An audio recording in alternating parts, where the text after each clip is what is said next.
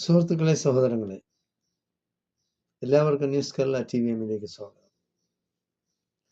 അപ്പോൾ കാസർഗോഡ് ജില്ലയിലെ മഞ്ചേശ്വരം നിയമസഭാ മണ്ഡലത്തിലെ സ്ഥാനാർത്ഥികളും അവിടെ ഉള്ള തെരഞ്ഞെടുപ്പ് പ്രചാരണങ്ങളുമായിട്ട് ബന്ധപ്പെട്ടാണ് ഇപ്പോൾ ഒരു വീഡിയോ ചെയ്യുന്നത്. ആർക്കാണ് അവിടെ വിജയ സാധ്യത, ആര് ജയിക്കാനാണ് സാധ്യത, അതിനെപ്പറ്റി ഒരു വിശകലനം നടത്തിയാണ് ഇവിടെ.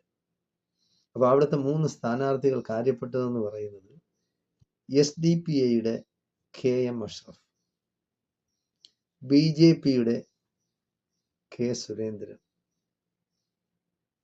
UDF-ന്റെ സ്ഥാനാർത്ഥി AKM അഷ്റഫ്. അപ്പോൾ AKM അഷ്റഫ് എന്ന് പറയുന്ന നിലവിലുള്ള MLA ആണ്. അപ്പോൾ കഴിഞ്ഞ പ്രാവശ്യം 700 ചില്ലറ വോട്ടിനാണ് AKM അഷ്റഫ് ജയിച്ചത്. വളരെയധികം വാശിയേറിയ തെരഞ്ഞെടുപ്പായിരുന്നു, ഇഞ്ചോടിഞ്ച് പോരാട്ടമായിരുന്നു. എന്തായാലും UDF-ന്റെ സ്ഥാനാർത്ഥി മുസ്ലിം ലീഗിന്റെ AKM അഷ്റഫ് അവിടെ ജയിച്ചു.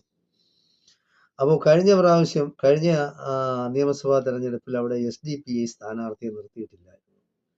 അവർക്ക് ഏകദേശം 8000-നകത്ത് വോട്ടുണ്ടെന്നാണ് പറയപ്പെടുന്നത്. അപ്പോൾ ഇപ്പോൾ അവർ സ്ഥാനാർത്ഥിയെ നിർത്തിയിരിക്കുകയാണ്.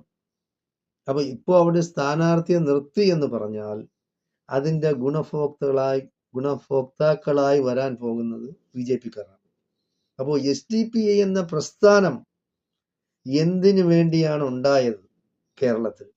ഇപ്പോൾ ഇന്ത്യയിലാകമാനം പല സ്റ്റേറ്റുകളിലും ഉണ്ട് SDPI. ഇന്ത്യൻ ഭരണഘടന അനുവദിക്കുന്ന രീതിയിൽ തന്നെയാണ്, ഒരു ജനാധിപത്യ പ്രസ്ഥാനമാണ് SDPI.